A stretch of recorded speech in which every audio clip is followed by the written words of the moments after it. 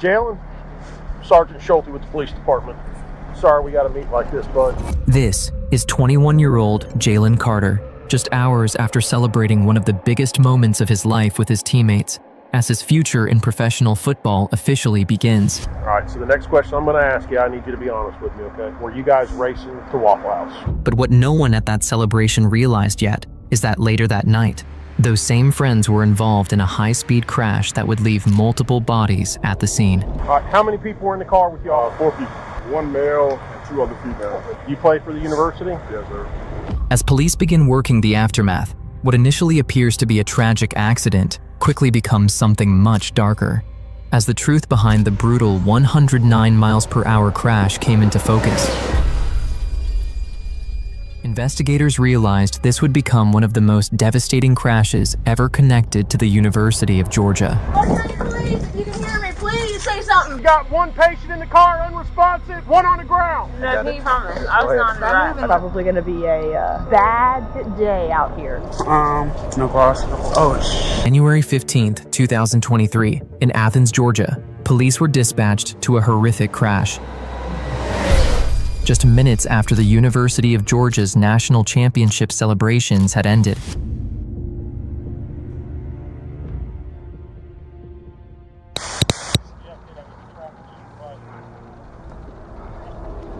But as officers began canvassing the scene, it became clear this incident involved multiple vehicles traveling at dangerous speeds, resulting in a fatality.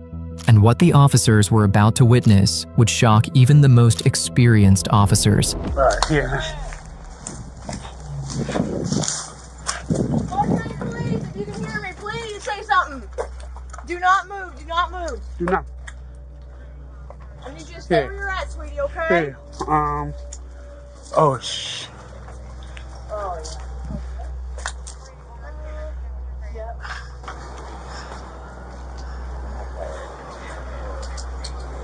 I got no pulse. No pause? No pulse. Hey, Pulse, that's one subject. Are you injured anywhere that's hurting too hard? Ma'am. Yeah. Just roll. Traffic supervisor. You were? No. So where were you at? I was under there. You just leave him like that, or? Central, let EMS know the easiest way for them to get to us is to come into the apartment complex where this is at. He was ejected. I need the traffic supervisor now. The first responding officers arrived expecting to assess a crash scene, but were quickly pulled into a rescue mission. At that point, they had no idea how many people were inside or what had led to the wreck. However, one individual had been inside the vehicle and managed to jump out before the crash. Officers rushed to him, trying to determine whether he was injured and how many others had been in the car. Front passenger, he's just got a head laceration. Front passenger of this? Okay. Anybody else? There was 3? 4 of you. Where's the other? There's one on the ground that was sitting in front of the car, one in the driver's seat, one on the sidewalk. Where's the other one? She was sitting right here.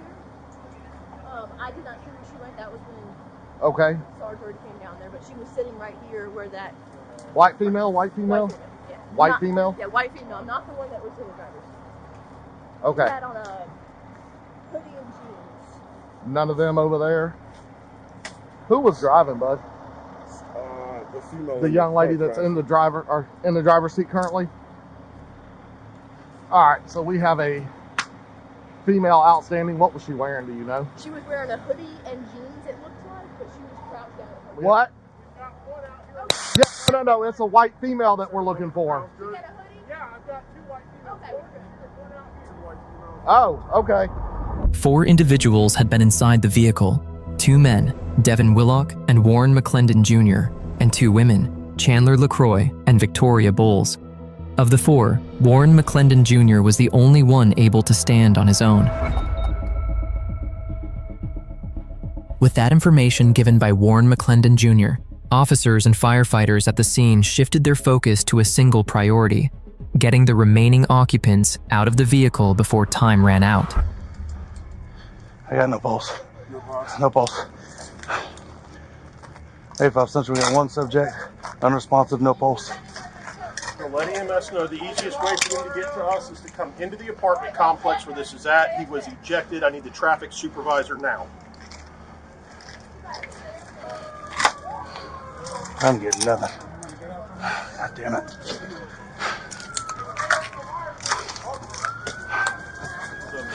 Hey, how's it going, bud?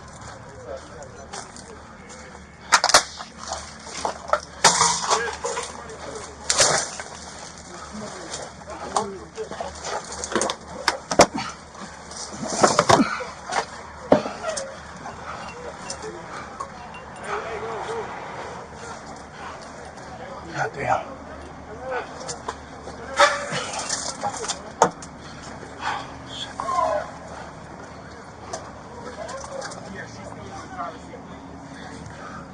Can you reach?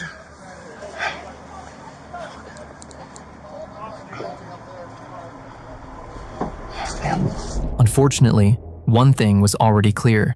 Devin Willock had been ejected from the vehicle, and the injuries he sustained would ultimately prove fatal. As officers turned their attention to the remaining occupants, they didn't yet realize this crash would claim another life before the night was over.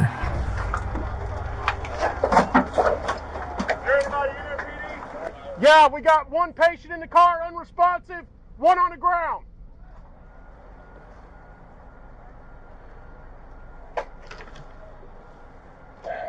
Okay.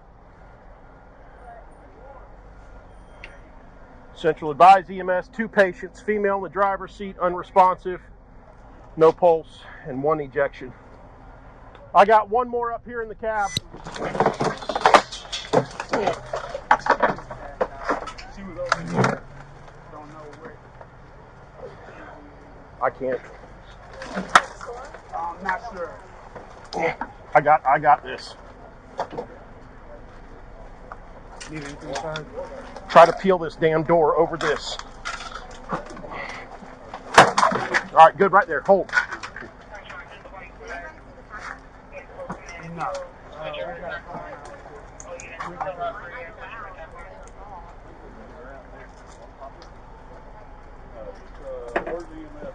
Over here on the other side of me.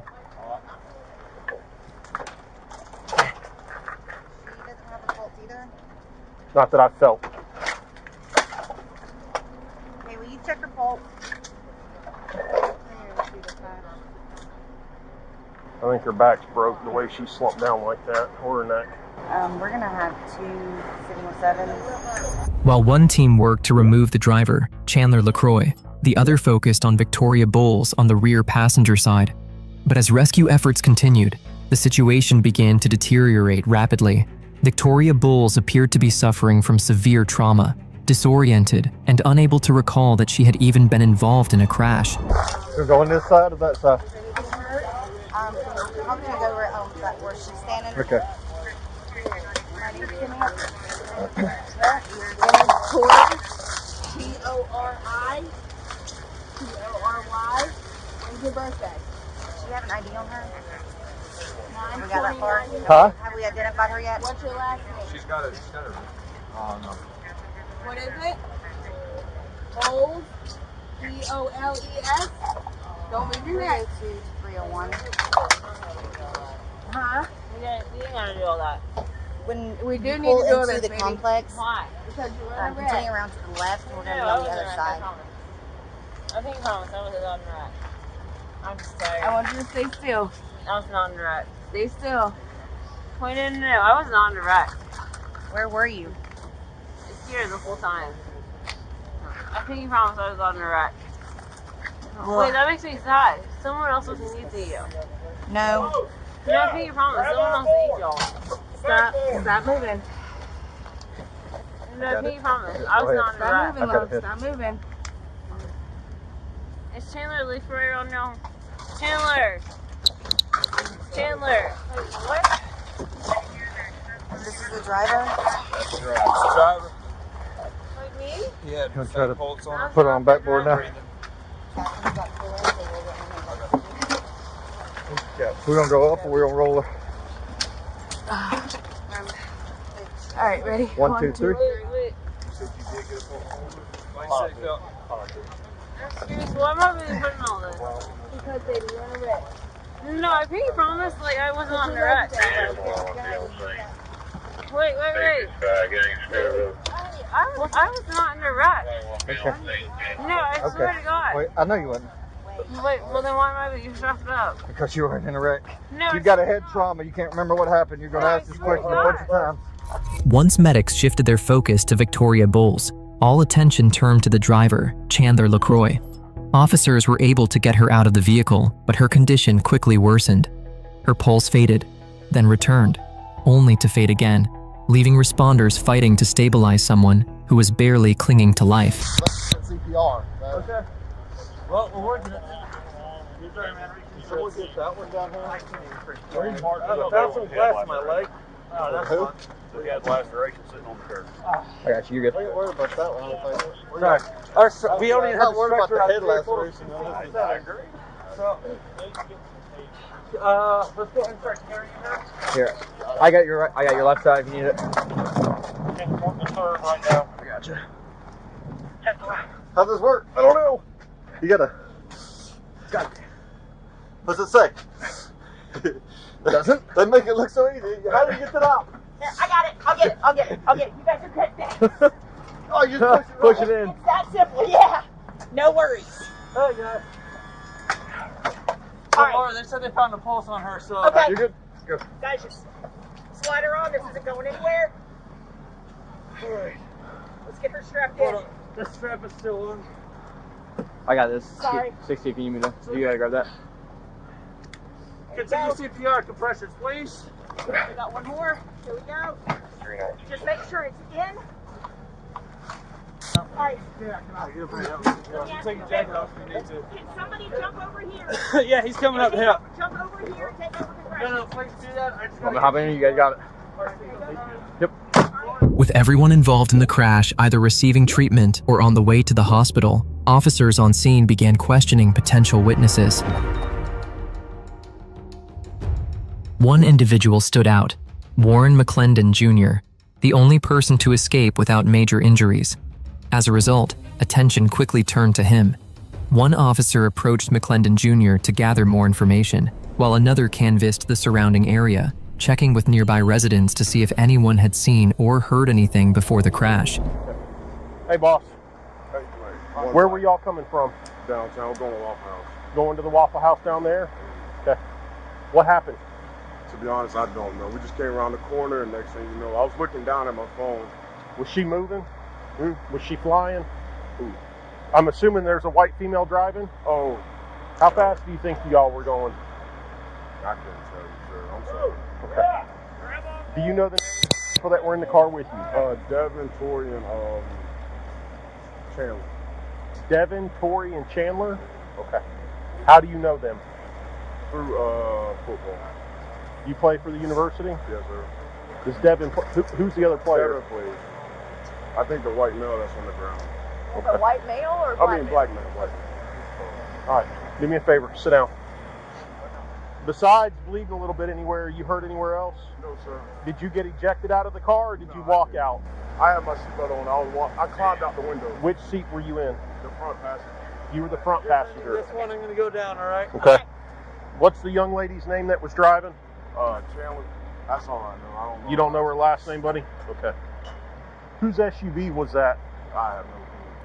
I'm assuming hers, maybe? Yeah. Okay. When officers spoke with Warren McClendon Jr., he appeared disoriented and claimed he didn't remember what had happened. He repeatedly said he hadn't been paying attention, offering little detail that could explain how the crash occurred.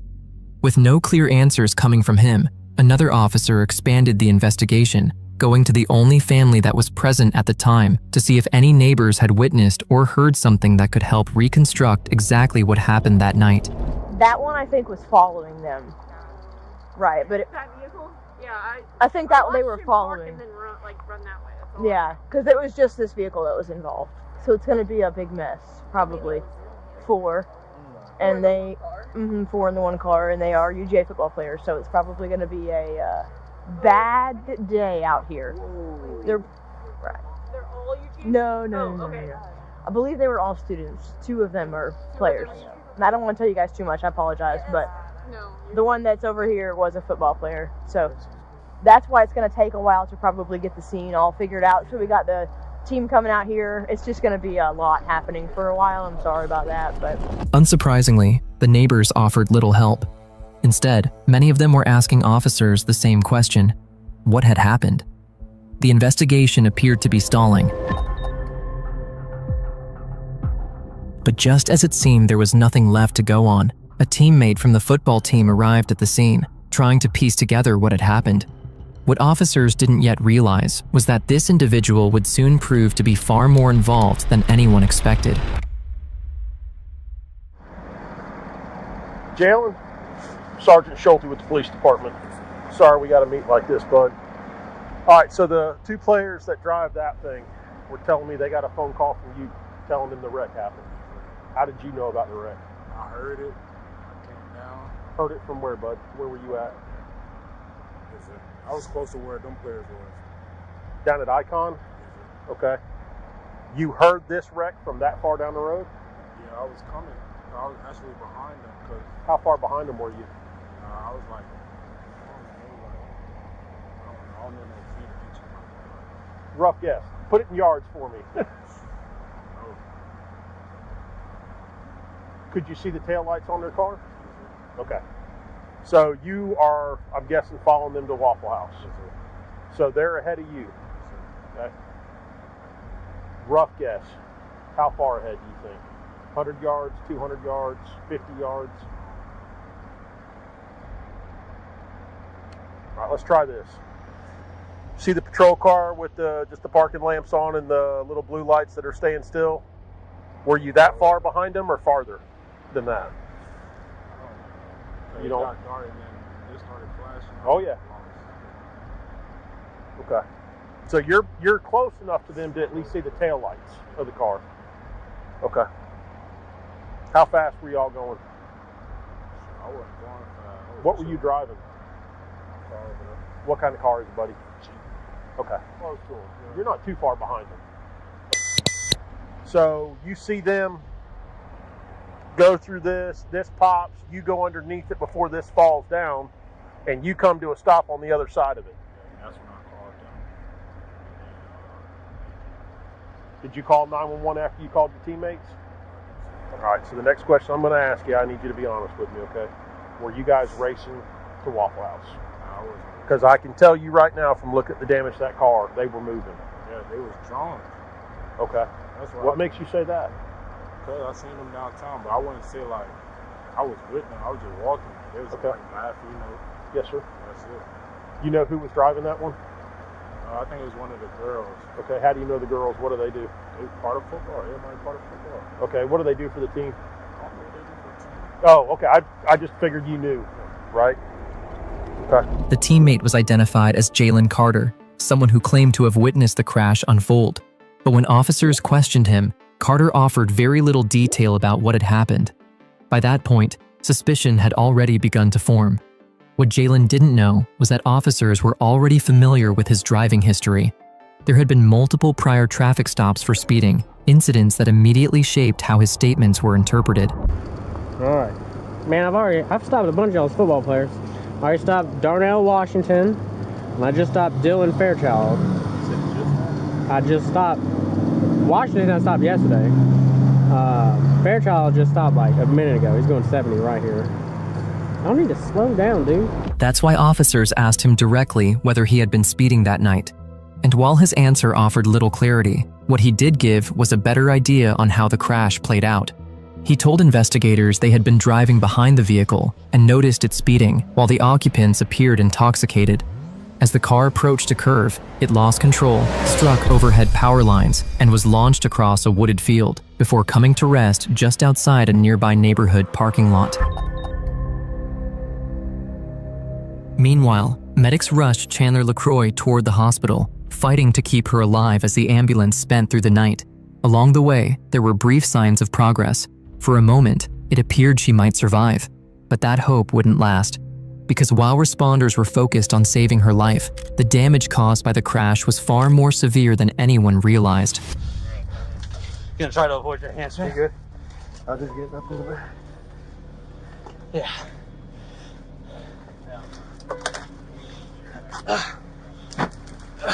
When you can, I want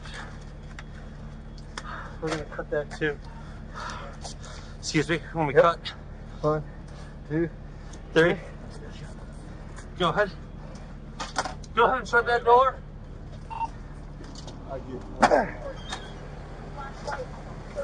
Nope. Hey, can you put this on the legs? Someone? On the legs? On the legs. Watch that arrest there. Yep. It's okay. It's on your attack.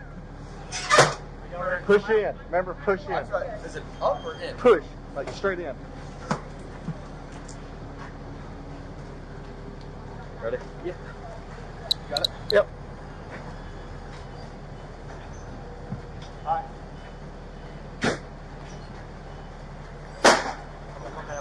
Alright. Got it? Yeah. I'm fine. Hello.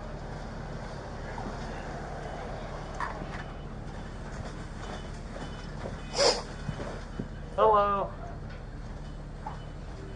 We are coming to you with the Jane Doe, young 20s, significant MVC with a DOA in the same vehicle. She was the driver. She was restrained. She had to be extricated. She's been unresponsive the whole time. 302 said they felt a faint pulse when they were getting her out. By the time we got there, she was pulseless apneic. She's an asymptomatic the entire time with us. Significant blood in the oral cavity, significant abortion to the left forehead. Despite every effort by medics, Chandler LaCroix could not be saved. The injuries she sustained in the crash were fatal, and she was later pronounced dead at the hospital. Over the next few weeks, investigators began working backwards from the crash. They interviewed multiple members of the football program, not because everyone was suspected, but because the truth of that night didn't live at the crash site. It lived in the minutes leading up to it. Piece by piece, officers tried to reconstruct who was driving with who, where each vehicle had been, and what the group had been doing before the impact. They weren't just looking for a timeline, they were looking for consistency. Because if this had truly been a tragic accident, the stories should have lined up.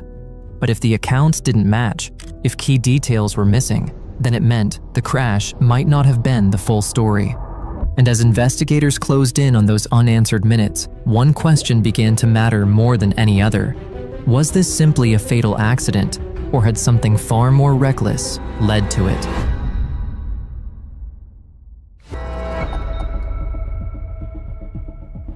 With few answers to work from, officers began pursuing new leads, hoping someone could help untangle what had really happened. Hey, Mr. Carter. Yes, sir. Hey, good afternoon. This is Officer Trotter with Adams County Police Department. Yes, sir. Hey, so I was giving you another call back.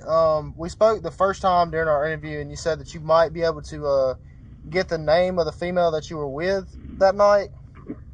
All right. Do you remember at all?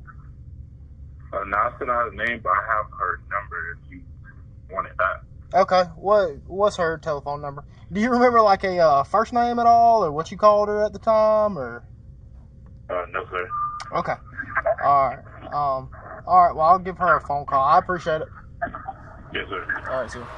The next move for investigators was strategic. They needed to determine whether Jalen had anyone who could corroborate his account, someone who could confirm he wasn't directly involved in what led up to the crash. That question mattered, especially given Jalen's known history with speeding, which had already placed him under early suspicion. Adding to that concern was a detail Jalen had mentioned days earlier. He claimed there had been a woman in his car the night of the crash. With that information in hand, investigators moved quickly. Before stories could change or memories could fade, officers set out to find her, knowing her account could either reinforce Jalen's version of events or unravel it entirely. Hey, Miss Pierce? Yes. Hey, good afternoon. This is Officer Trotter with Adams County Police Department. How are you? I'm good. How are you? I'm doing well. Hey, so I was calling in reference to the UGA collision that occurred on January 15th. Mm-hmm. All right. Were you in the vehicle with Jalen Carter during that time? Yes, I was in the vehicle. Okay. Is there any chance that you would be able to come by and speak with us? In person? Yes, ma'am.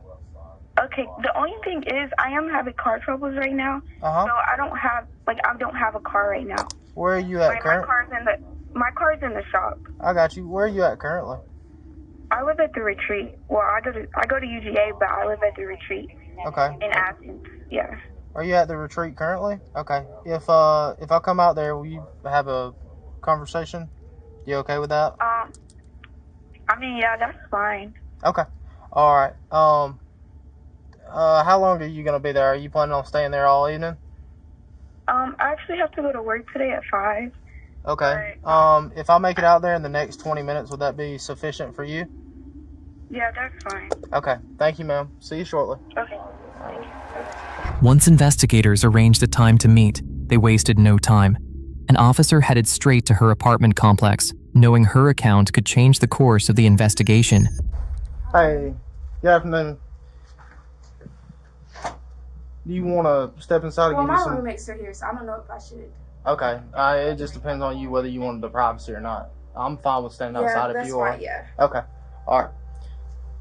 So, pretty much all I'm asking about is the collision that occurred on the morning of January 15th. How your name came up is you were added as a witness into the call. Do you remember speaking to anyone on scene while you were there? No, I was in the car. Okay. I'm just wondering how your name essentially got put in our call. So you didn't speak with anybody or anything? I made the initial call. So I was in the car, but I made the first call. Okay, so you're the one that called in the 911? Yeah. Okay. All right. That makes sense. So you meet up downtown, and then what happens after that? That's when we were going to Waffle House. And then, I mean, I'm going to be honest, I don't pretty much remember much from that night because it's been over a month and I was under the influence. Okay. But I do remember we were going to Waffle House that night. But I just know I wasn't with him that whole night. It was just only when I was leaving with him. Okay. And the group that was in the other car. But I don't know. Okay. All right. So you're in the front passenger seat. Is there anyone in the vehicle with y'all other than y'all two? Mm-mm. Okay. So you're in the passenger seat. Jalen's driving. All right. So then y'all are going down Barnett Shoals. Can you remember anything about that? I mean, I remember a little bit. I just remember we were behind, but as far as I remember is she didn't make the turn. I'm not sure what exactly happened, but that's what I remember seeing. Okay. And that's pretty much as much as I can remember from that night. Okay. And then when I called, that's what I I guess she hit. That's what when I called, I saw that she not saw that she hit a pole, but I seen stuff it was coming down in the street. So then when I called, that's when I called that someone hit a pole. Okay. During those 10 to 20 times, did you ever drive? Was it the same vehicle every time? Yes. Okay. For the most part. And would you ever drive, or it was his vehicle? It was his. Okay. So this black Jeep Cherokee is his car. Mm-hmm. You've been in it before. You've been in it 10 to 20 times, Mm-hmm. and it's his vehicle. It's one that he always drives. Yeah, that's his car. Yeah. Okay. Have you ever seen anybody else driving? No. Okay. What Pierce doesn't realize is that every question she's answering is quietly narrowing the scope of the investigation. It's an investigative interview, a controlled conversation designed to do one of two things: clear her entirely or place her closer to the truth of what happened. That's why the officer's demeanor subtly shifts as the questions change. The focus moves to the car, who usually drives it, whether she's ever driven it herself, and when the roles may have changed. They're used to quietly eliminate possibilities, rule people out, and determine who can and can't be tied to the events of that night. And by the time the interview ends, the officer will know whether Pierce walks away completely or whether her answers have pulled her deeper into the case. Did he talk about the Regadol on the way home or anything like that, or what was? Yes, but I really don't want to get into that, of what what he said. 'Cause I feel like that's just something you probably should ask him. Okay. But, of course, when something like that happens, I feel like that's something you will feel, because that would be traumatic, at least for me. Right, I understand. I'm just trying to get the full picture of what all was going on at the time of when it occurred. So, conversations, it was just in shock. Yeah, I would describe it in shock. Okay. I really appreciate your time and coming out and speaking with us. Sorry, okay? I couldn't answer earlier. I was in class and I had my phone on silent. So It's completely fine. At this point, I'm just narrowing everything down and speaking with everyone that was involved. Right. And then once I found out that you were the female that was in the car with him, that's why we're having this conversation. That's understandable. With Pierce cleared, investigators moved on, leaving her behind as another bystander caught up in a night that spiraled out of control. As the days passed, investigators began bringing in every team member who had been there that night, comparing stories and searching for the first crack in the timeline. Investigators began with Dumont Johnson, the first to be called into the station to give his account of that night. Yet officers would soon grow suspicion. All right, so I just want to clarify a couple things in that. You said Jalen called you, you were headed out of downtown, and Jalen called you at some point between there when you left Toppers and when you got to Icon. Yeah. Where were you at on the road when y'all had that phone call conversation about going to Waffle House? Can you remember? He was trying to call me, but that road right before you turn, that Barnell Charles Road, we had the light right there. So you turn on that road and you got that street. We was at that light right there. The light right after you go under the 10 loop on Lexington Road? So we see each other right there, and we debating on that. Do we want to go to Waffle House? So that's why I put in my house, because I'm still debating if I want to go there or not. But then when we get to my crib, we get the call saying they crashed. Come down. That's when we flew out of Icon, trying to get there. So you were sitting, y'all don't technically like call each other on the phone, you just roll your window down? Yeah, at the light, that's like, at the, where y'all going? We're going to Waffle House. That's the conversation we had. Okay, so you knew who all these people were? Yeah. Had you seen them downtown prior to that accident? Mm-hmm. Yeah, I saw them at night. Okay, where'd you see them at? Toppers. Okay, so you and, I'm guessing Smile was in Toppers with that group? Yeah. Because the story that I'm receiving is that everybody essentially was in Toppers right before they closed down. Yeah. Okay. So you come out of Icon, you take a right, you travel up to the wreck scene. What do you see? Shit, it was just dark because they hit the light pole. Mm-hmm. So it's really dark at this moment. So I really don't see nothing. At this point, I'm trying to slow down because I don't see nothing. It's real dark at the scene at this time. I don't see nothing, so I'm not trying to go fast. Okay. But I end up hitting the wire as I'm driving down. So I kind of like turned inside of my car, hit the wire. I don't know if it sparked then or not, but then I turned my car, so I'm coming this way with the ropes hanging down. Uh-huh. I come and I turn. That's when my car was facing that way. Boom. And then we trying to get to JC outside already. They in the bushes or the houses. Okay. And then shoot, I don't know how we're gonna get to them unless we jump through the wires. So, we jump through the wires and trying to find them, but shit, it's too dark. We don't see nobody. Okay. Get there. I'm not asking did you see the wreck. I'm asking when you're sitting at the light having a conversation with Jalen right here where y'all have stopped at that red light right there, Lexington Road prior to Barnett Shoals, did you see the Expedition in your rearview mirror or anything? Okay. Was there anybody in the car with Jalen? Yeah, it was a female, but I don't know. I never saw her. I just saw I seen her, but I wasn't able to see her if you want a description of her because she was in the car. Was she somebody associated with the team, or why would she be riding around? Oh, I don't know. I don't know. I can't think of anything else. I think that's pretty much it. I appreciate your time coming in and talking to us. As the investigation continued, officers spoke with multiple people who had been present that night. Some accounts claimed that Jalen Carter had been driving at high speeds. Others went further, alleging that he had been racing another vehicle in the moments leading up to the crash.